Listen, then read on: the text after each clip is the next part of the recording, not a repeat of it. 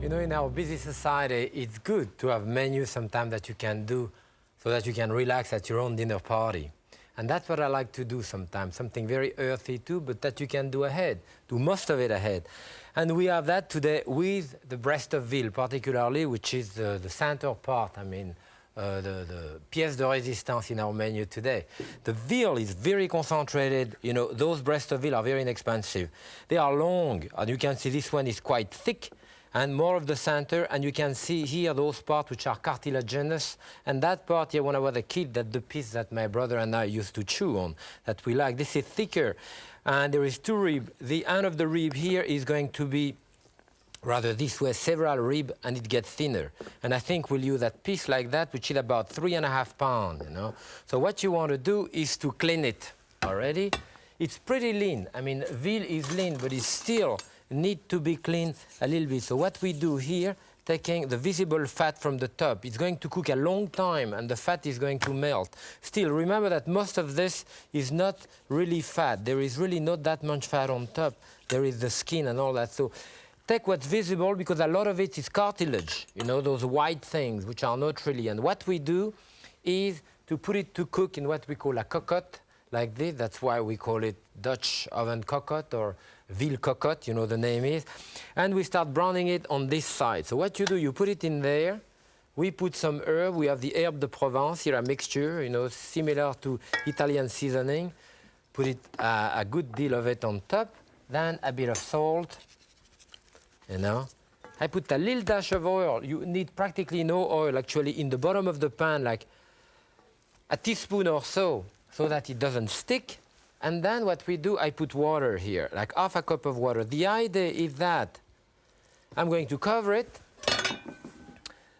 and you boil that for like 15 minutes. By then, the water is evaporated. However, some of the fat has already come out of the meat, so it starts drying, roasting, browning, without any liquid.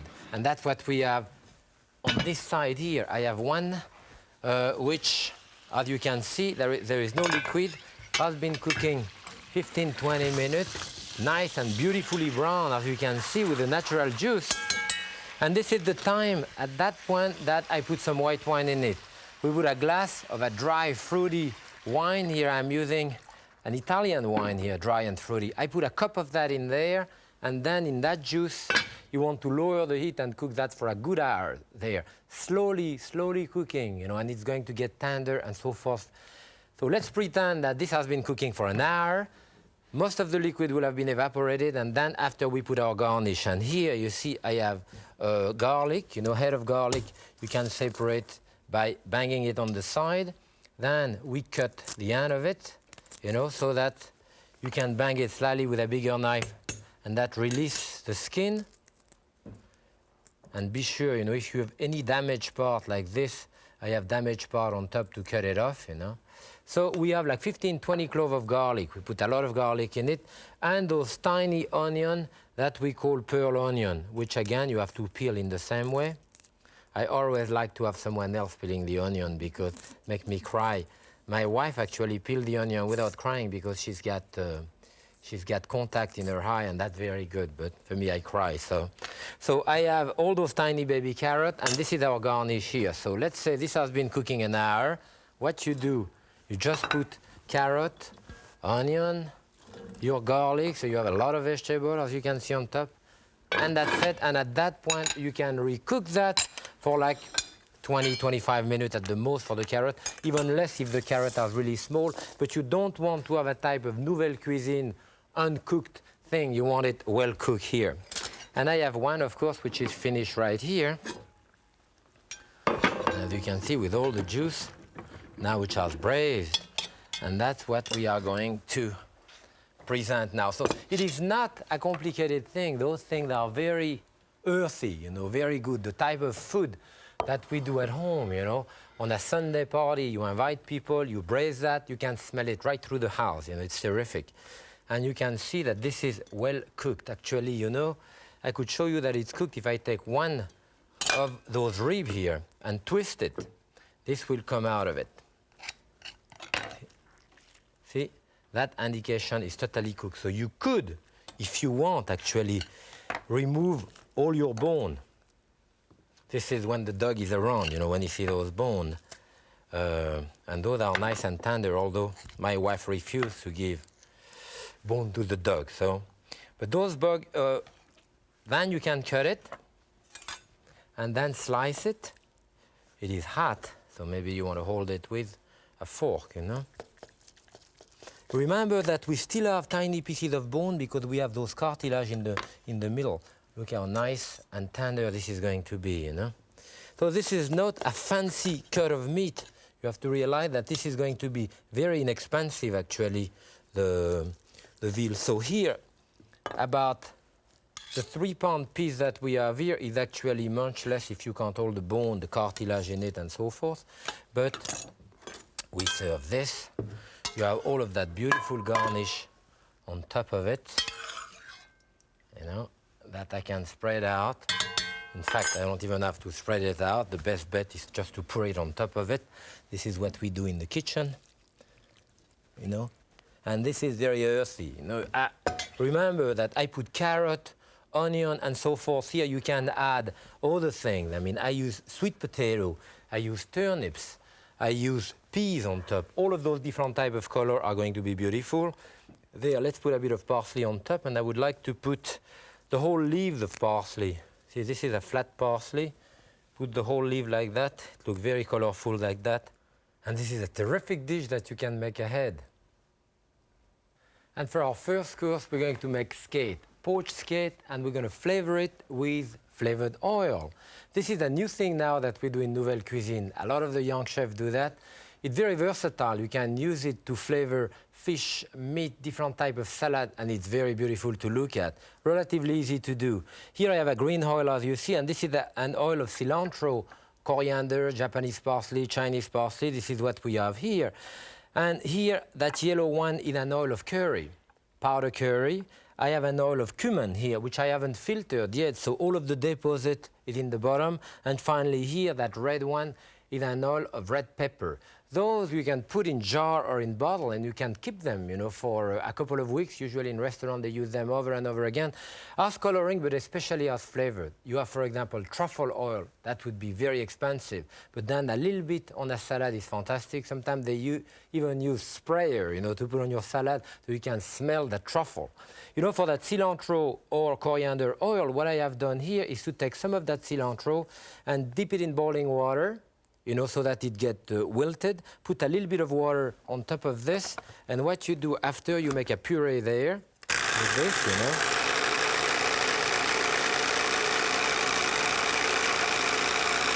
And there is different way of using it, you know. I can actually, at that point, keep it, you know, and put it into a jar like this. And put usually on those, you don't put a very expensive olive oil or anything like this. What I have here, as you see, it's a clear oil. This is a very low saturated type of oil that we call a canola or rapeseed oil. And that's what you do there. You know, you put your oil with the flavoring and then you shake it. Now, this is with the herb, so it's fresh. So what happened is that I have a little bit of water in it. That will flavor the oil. In that form, you can't keep it too long, 2-3 days, because it will eventually fermentate, but I keep it with the paste of the grain itself. If you don't want to do that, after a few hours, a day or overnight, the oil will come back to the top, and that's what we have here, the oil from the top that I picked up, and it's clear. So that can last, you know, a much longer time.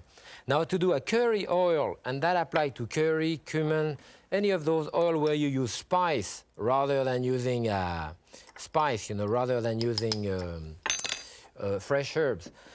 We just put the spice in there and the oil on top. Remember that the curry itself is a mixture. There is nothing which is called curry. I mean, actually, there are a plant which is called curry. But the curry powder itself is a mixture of a whole bunch of different spice, you know, that we call curry. That's why you have some which are almost totally green, some very yellow, and so forth. All you do is this, and as you see, it's cloudy here, but it's going to clear up.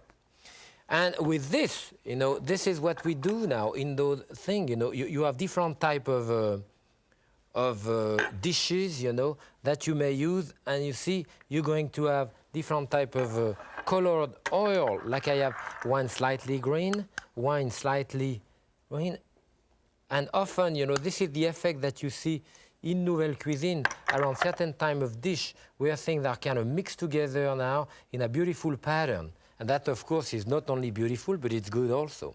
So now let's see, we need those oil to work on our skate. And here is skate. I don't know if you've used skate. Skate is a very, very inexpensive fish, one of the best. This is unclean, as you can see, and it has skin on each side. The skin has to be removed.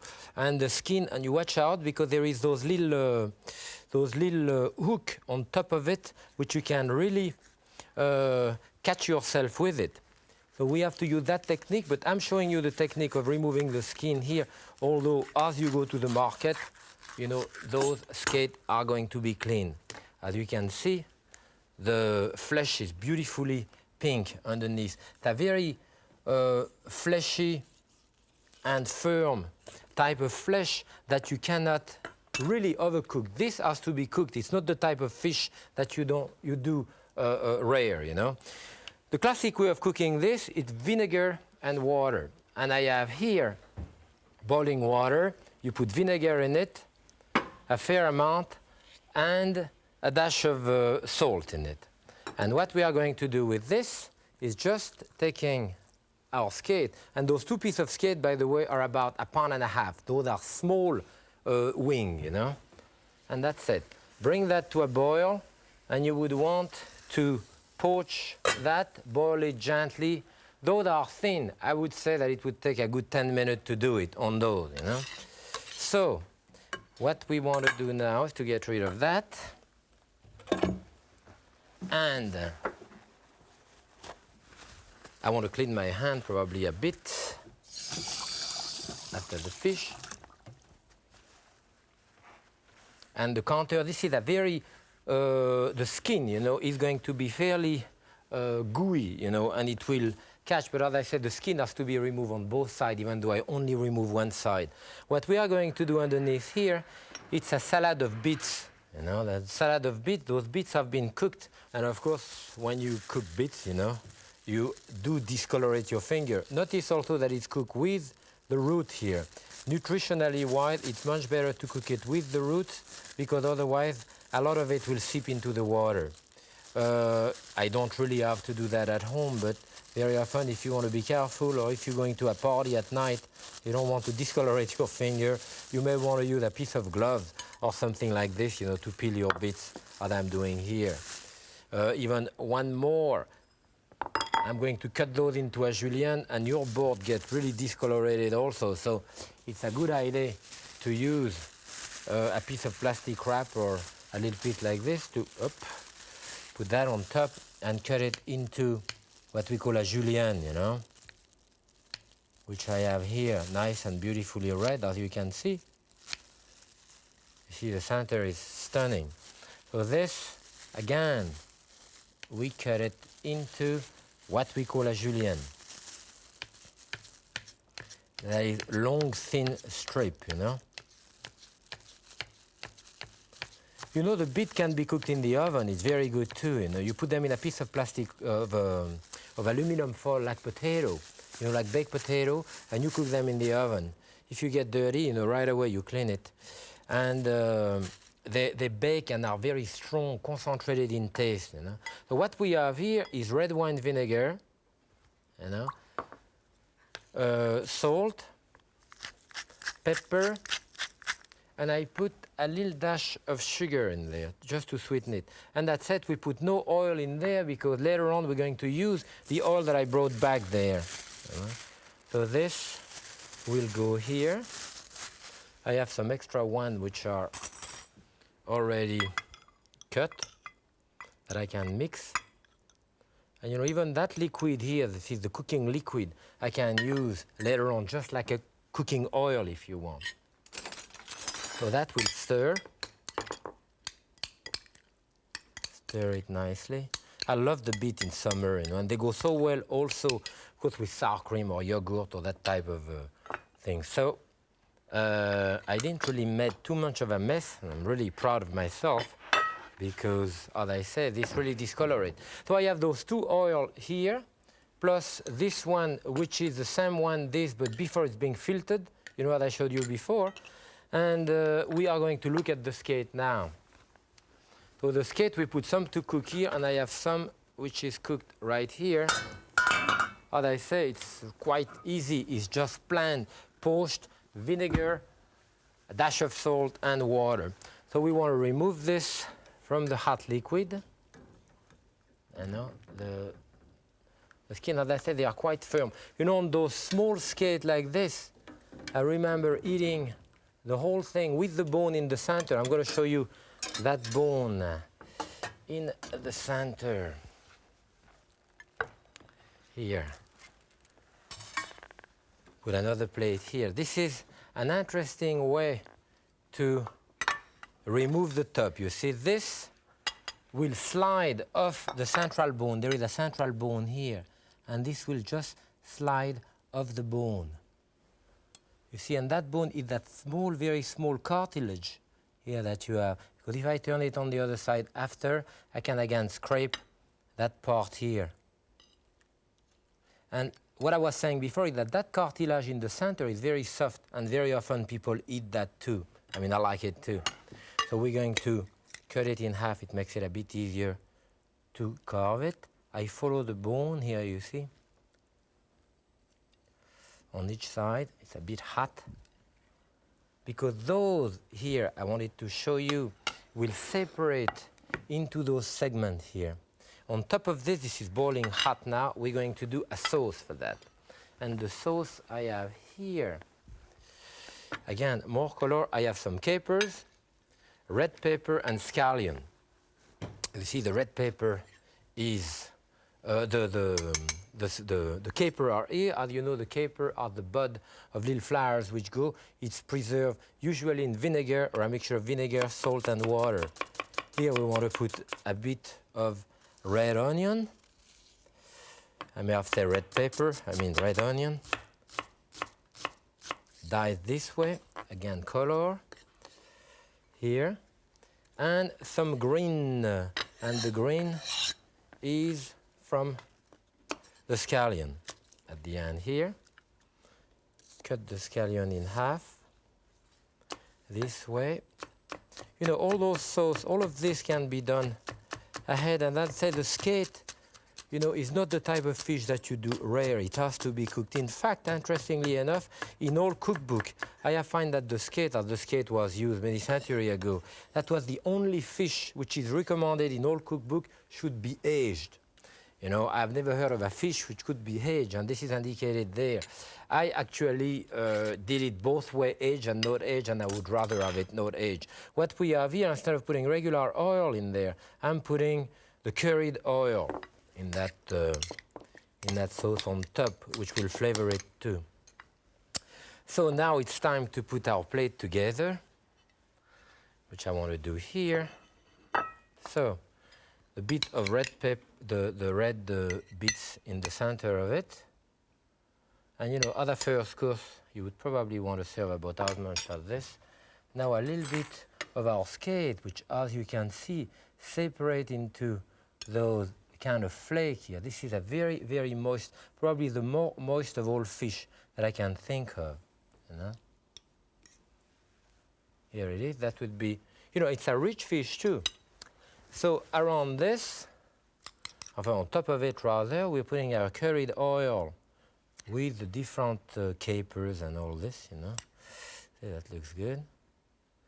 And now for a bit of drama, you know, we want to put our flavored oil around. So a little bit of the curried oil we already have, you know.